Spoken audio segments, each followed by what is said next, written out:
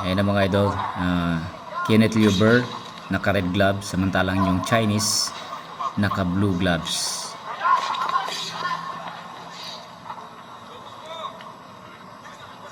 So parehong kalawete ito mga idol.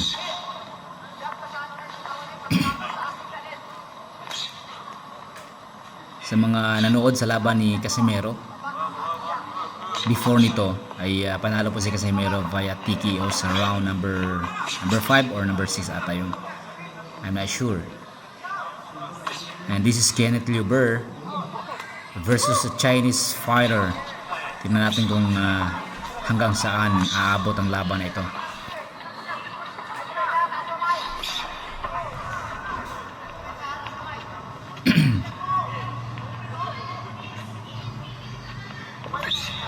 Good straight by Kenneth Liu Burr.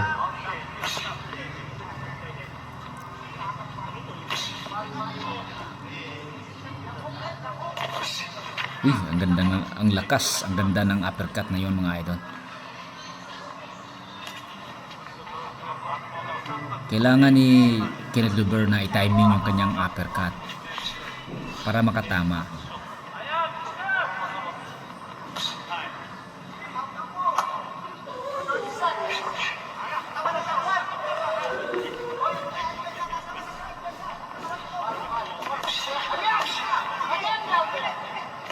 Parang hindi na tatagal ang laban na ito mga idol.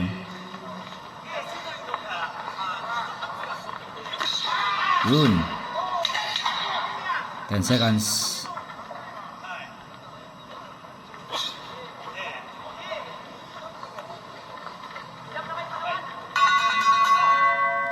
Good fight by Kenneth Liu Burr. Tumaas yung kanyang kumpiyansa sa kanyang sarili doon sa round number 1. So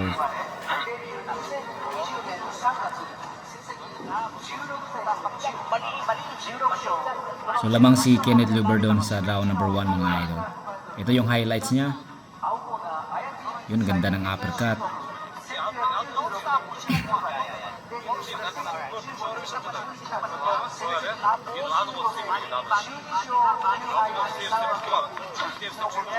Uy, tumama. That's a very big hook by Kenneth Liu Burr.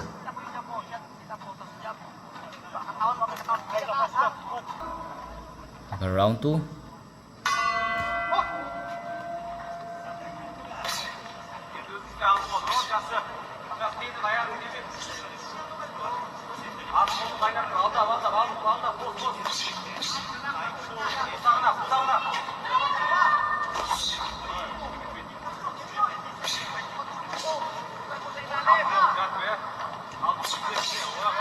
Ganda.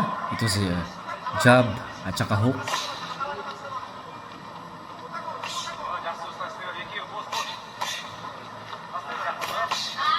Good uppercut again. Ayun, medyo nasakta na, nayanig na yung kalaban, kumakover-cover na, hindi na nagre-reply. So Kenneth Liu Burr is going for the kill. Yun, yanig agad.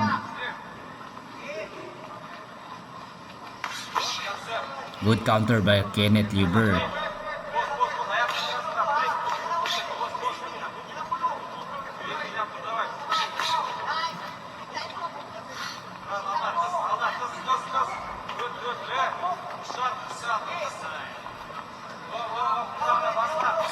Kagandahan ito ni Kenneth Liu Burr mga idol ay magalaw.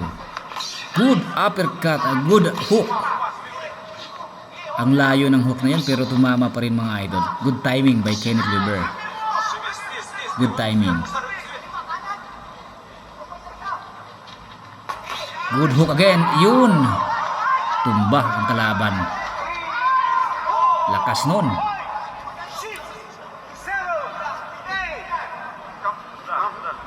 Hindi na tatagal to mga idol.